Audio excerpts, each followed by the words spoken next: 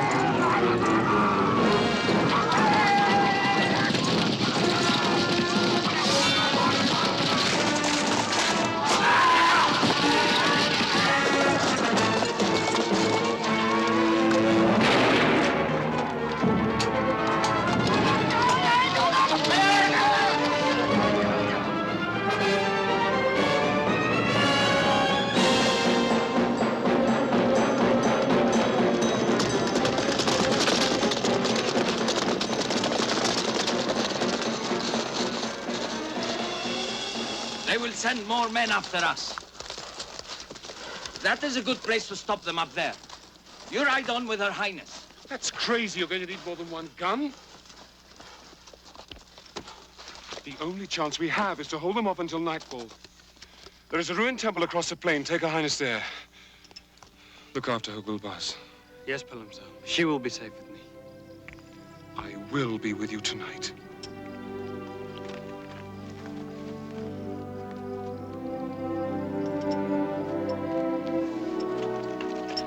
What are you doing, Hakim? I too will stay. But you cannot fire a rifle. No, but I can load them for you. Then put the horses in a safe place first. Right? Take care, my love.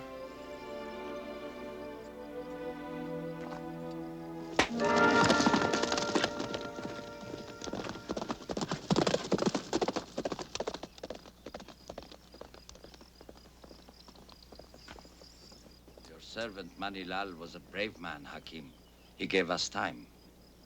Is this a good place for me to work, Master of Horse? Yes, Hakim. That is good.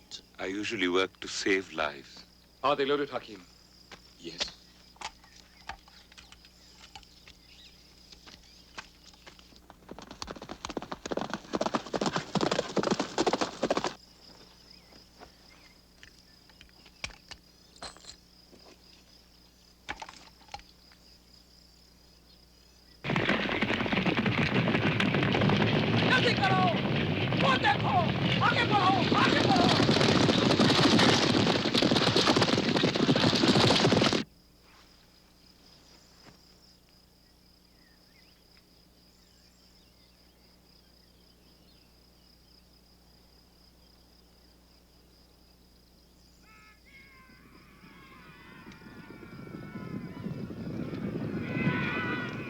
I'll take the leader. You bring down the second man.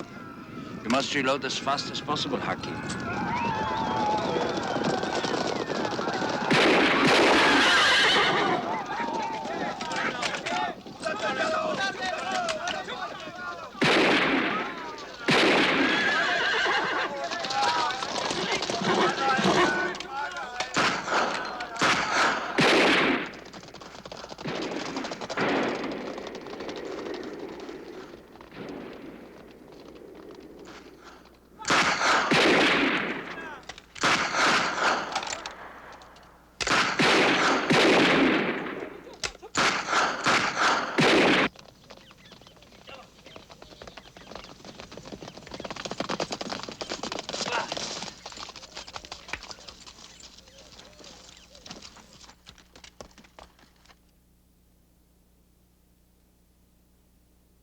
Now what?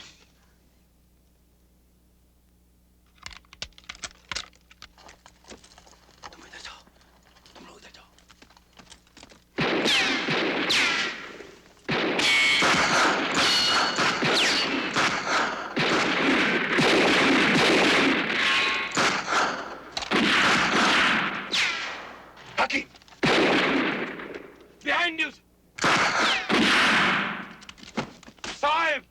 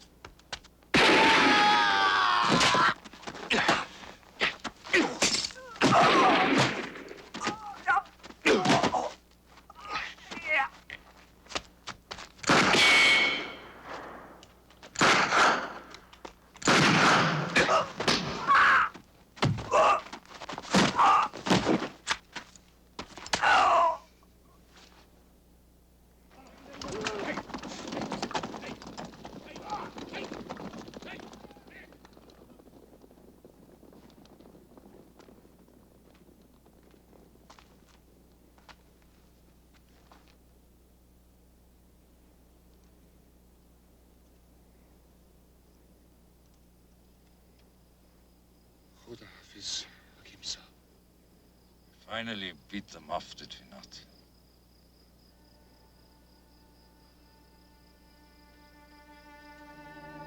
Father.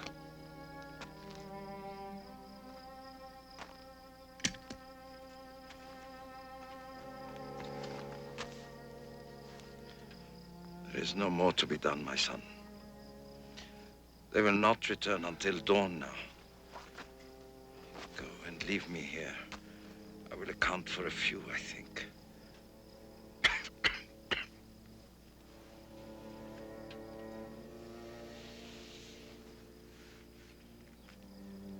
Do you remember how, as a boy, Zarin loved this? Will you give it to him from me?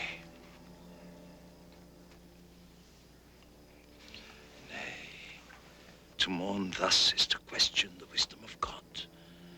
For it is written in the book that all who live on earth are doomed to die.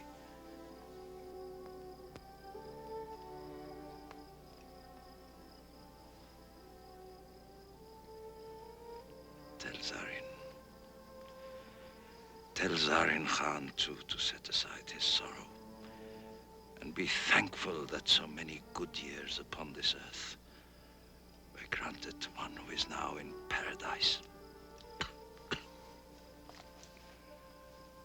Put my rifle in my hands, that I may take a few more Bittori with me, or at least delay them when morning comes.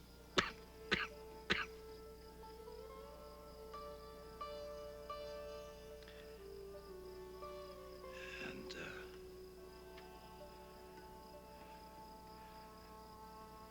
she is not of your race, but I think that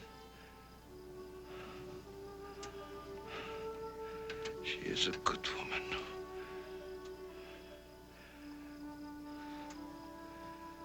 And if, as I believe, you, Ashok, Pelham Sahib, may she help you to find that third person. Your true self.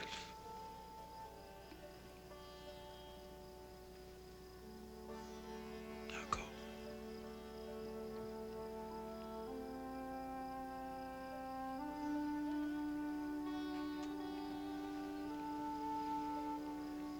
My son.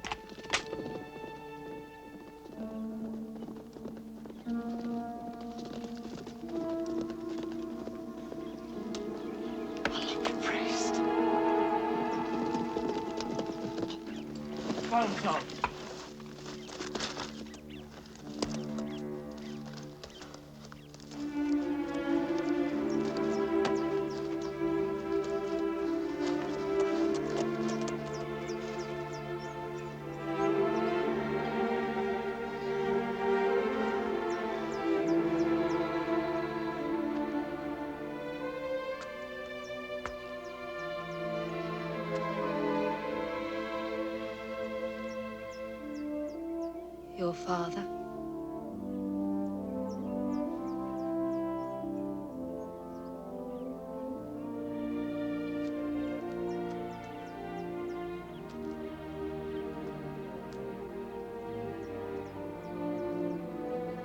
Oh, my love.